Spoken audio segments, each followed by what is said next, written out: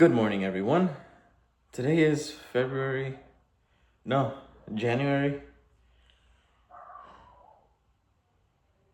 Today's today's the I think today's the 19th.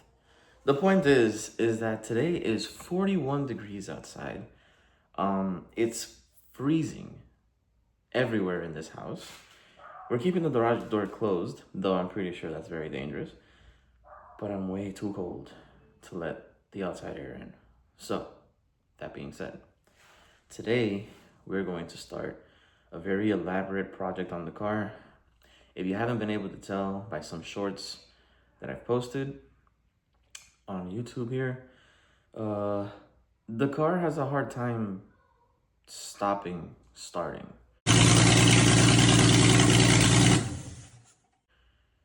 I need to smack the coil over there to get it to turn off.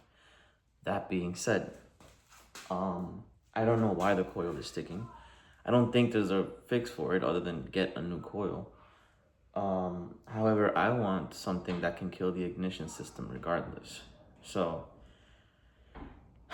I bought some things. And I bought some wires, which means today we're electricians. This is gonna be not fun at all. This is gonna be very detrimental to the future of the car because if it fails, the car, I don't know what to do with the car. Because I have to cut into the existing wiring. I have to make new wiring for it. And if that's the case and it fails,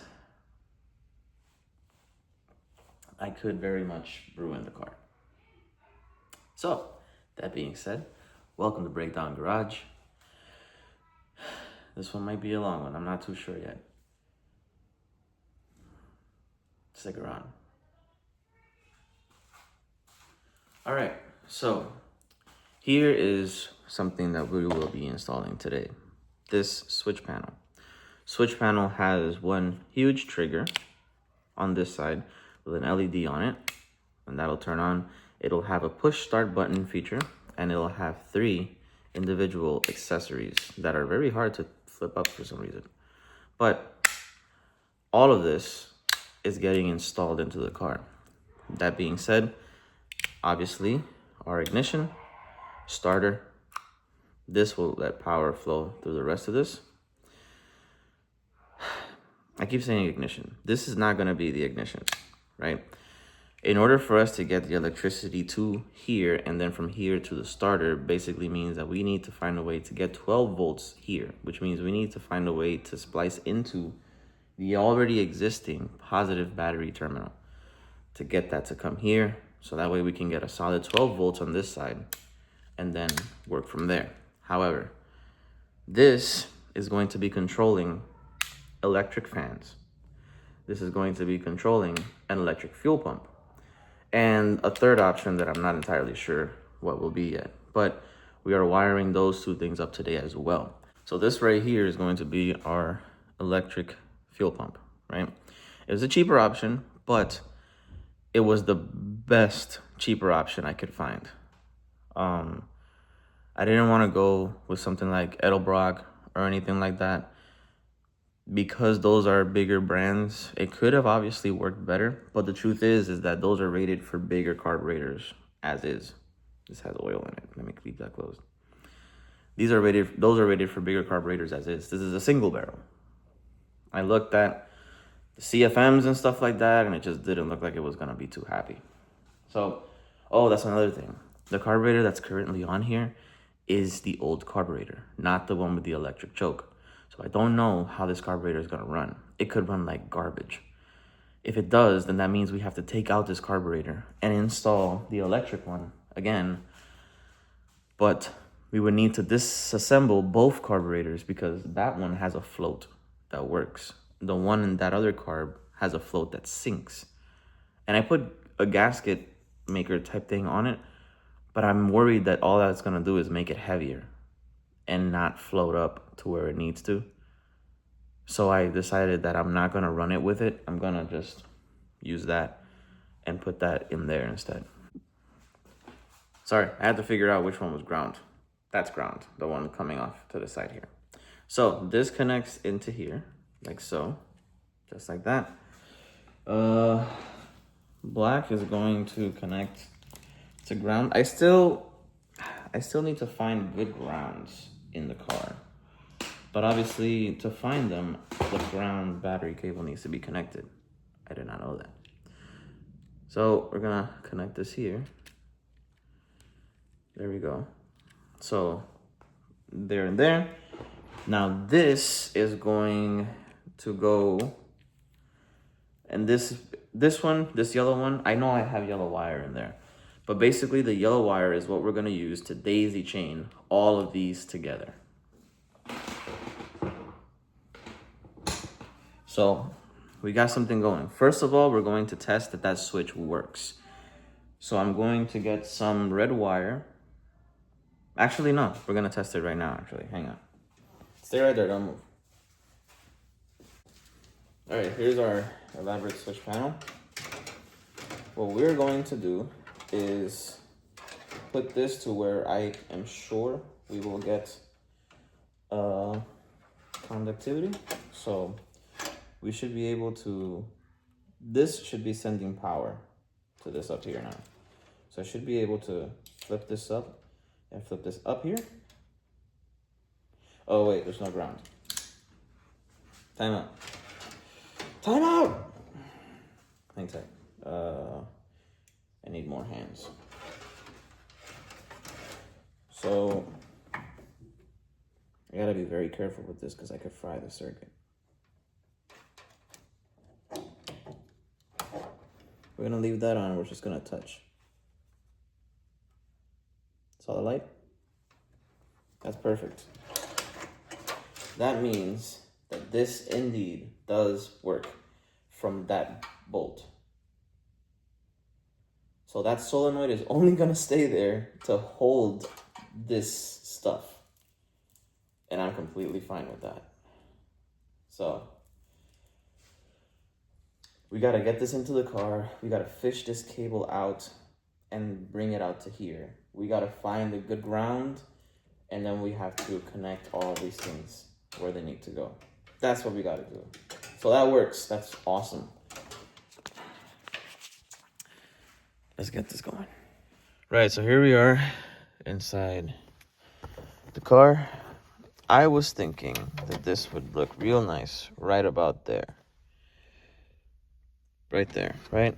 So I would have to feed the wires into here. This is AC unit, right? So this used to be where the AC unit would go. I would need to figure out a way to have something in here so that I can bolt this to and hold it down. I think I can figure that out. But basically, yeah, this is going to live right here, maybe right in the middle too. Or off to the side so I can add more switches on this side later.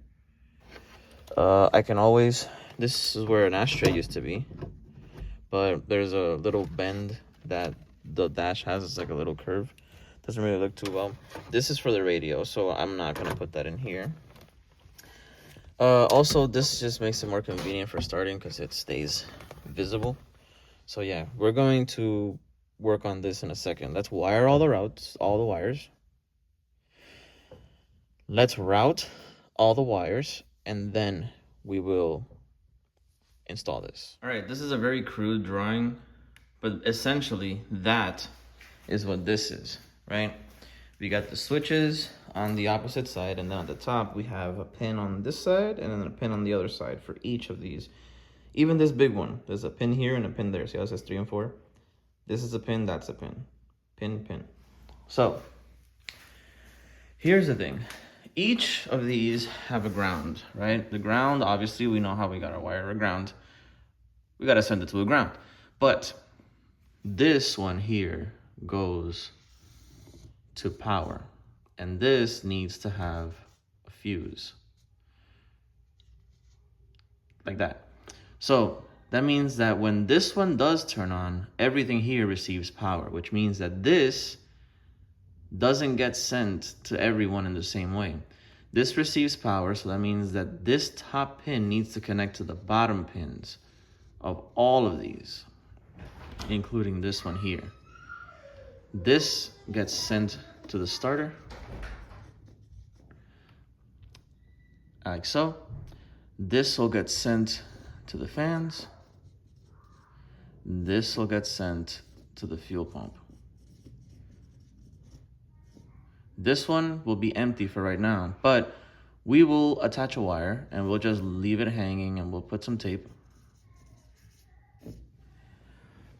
Essentially, this is how you would wire it. So here there needs to be a fuse, there needs to be a fuse. For the fuel pump, I'm almost certain that this needs to get redone and this has to get wired into a relay. So this, we still got to figure out on that. But this is essentially what we got to do. Right now, we have to wire all of the top of this to the bottoms of all of these. And that's what we got going on over there. We're going to use yellow wire because the wire that we're going to see for power coming out of the car will be red. And that one, we need to be red. So that's what we got to do. Let's get to it. All right. We're going to be testing one wire and we'll label it to see what happens. What I ended up doing was I disconnected the wire for the starter. So this right now does nothing, right? No, it does absolutely nothing. So whatever is currently connected does nothing. But that's odd because it did try to do something earlier. Everything went up in sparks. That's not connected. Take this out. So currently, we don't know what this does. We don't know what this does. That does nothing as far as we know right now. This one, you can see how it's a little charred right there. Yeah, this sparked like crazy. Just a few minutes ago, I didn't record it because I didn't think it would do that. I was just testing stuff. Let's see now with that one. So we know that this one right now does nothing. We're just gonna leave this here, up and out of the way. We got one more to test after that, and I'm pretty sure I need that one because that one goes to the alternator. But let's see, because I'm pretty sure that this one will do accessories.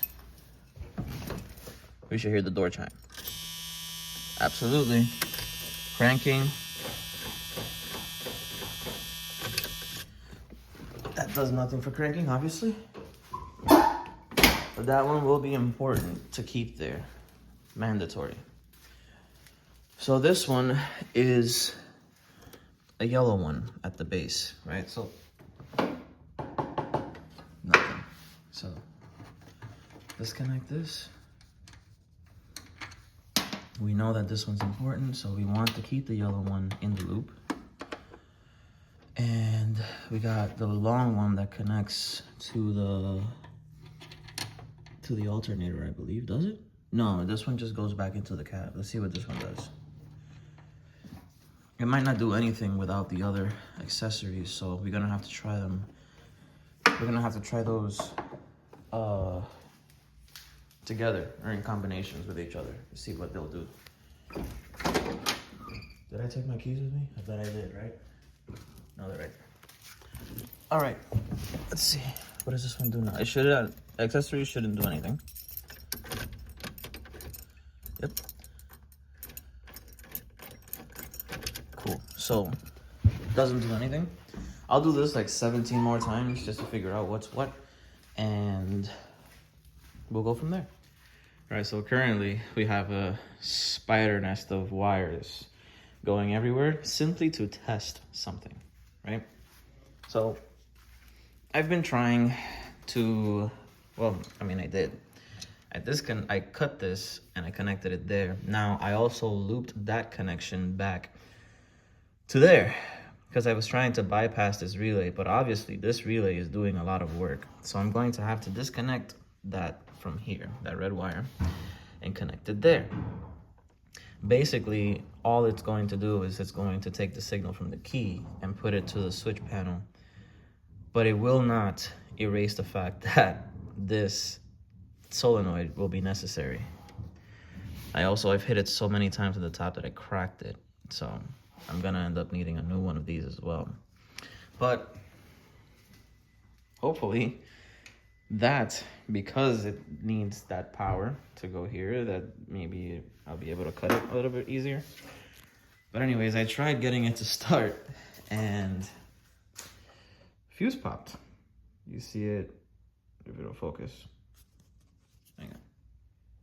Right there. It popped. So that means that at least from the power side of things, there's too much power coming here, right? The fuse did its job and it exploded before allowing all of that power to go through. Right now it's off. Fuse was there and cut the signal. So right now there's no way for me to get any signal to that switch from here. Obviously 12 volts will be too much when pressing on the starter. The starter draws a lot of power. So that means that it's drawing a lot of power into here. So I'm still struggling to figure out what it is that I need to do to get this to work. Only thing I can figure out is that I need to send a signal to this, not this, and maybe that from here going that way, it'll be different. We'll figure it out. That's what we got going on so far. The next test that I do, I will record because I think I got it. And hopefully with this next test, this will crank. So let's see. Okay, so an issue. I put in this new amp, my gosh, I'm very nervous. I put in this fuse, wired everything in here. You'll notice that everything's disconnected. I did everything in my power to disconnect all of this stuff to get it to turn off, because it turned on, it fired. The key was on. The key was on. But what ended up happening is that it stayed running. It stayed running even after I took off this. I took this off, it would not shut off. I took that off, or I loosened it, and I yanked out what I had here. And I tried, doing the tapping method, which very obviously did not work. I destroyed that thing. I don't think I have my old one here anymore because oh yeah, it's right over there. I think I'm gonna have to put this one back on because the truth is that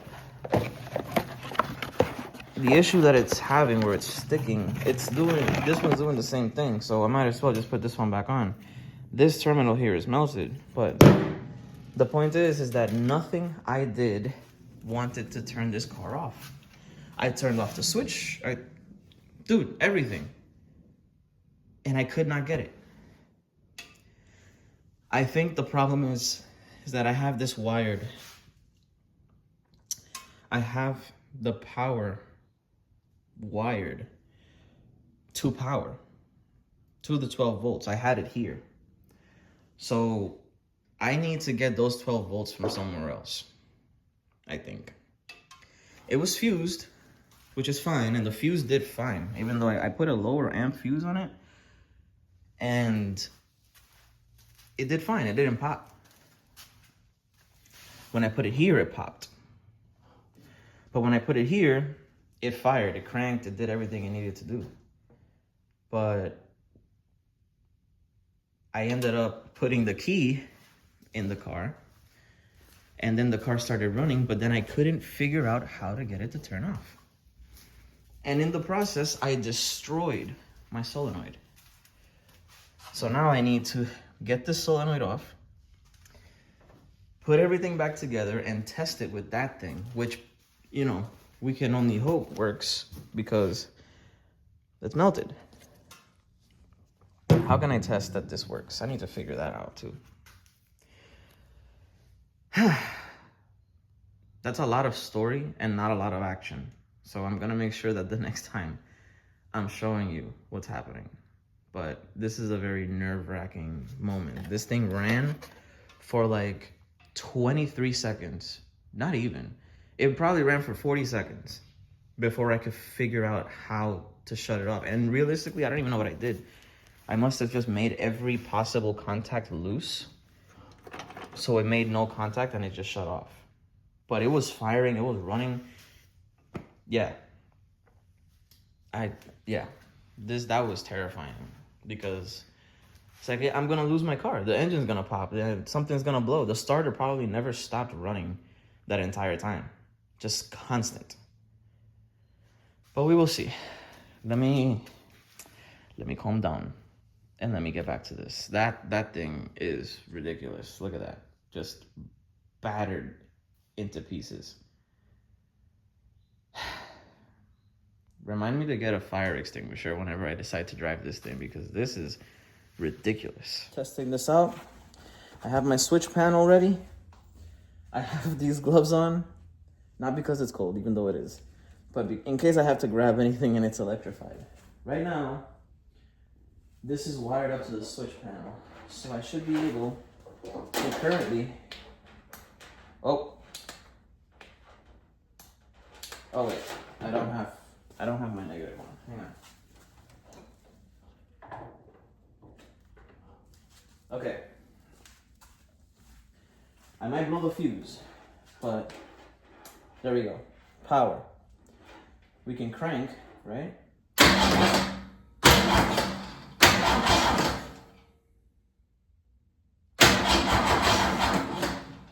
Perfect. So now if I turn this on, it should fire.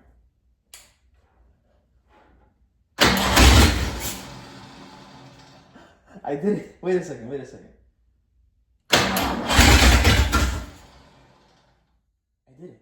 did it. It worked. Stay there. It worked. It's currently wired to where it needs to go. The fuse didn't blow, which is the main thing. These don't look like they're melting. And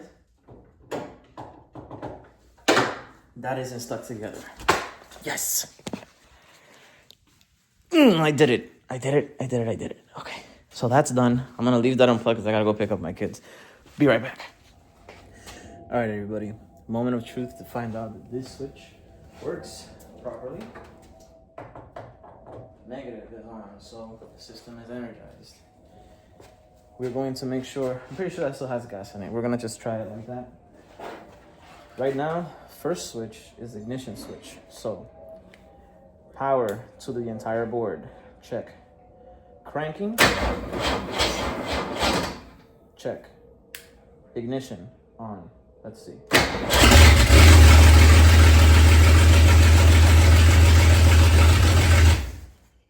I can turn it off from here. That's the sickest thing in the world. Last chance. Last try, I mean.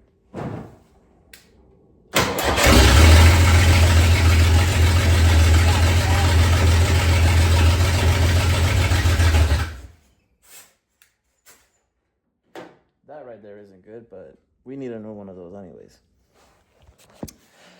That being said, thank you so much for watching. Thank you so much for staying in the loop for everything going on. We still got to do fuel pump. We still have to do the gauges, and we need mufflers. We really, really need mufflers before we get kicked out of the house. But that's coming up next. Stay tuned. That makes me so happy.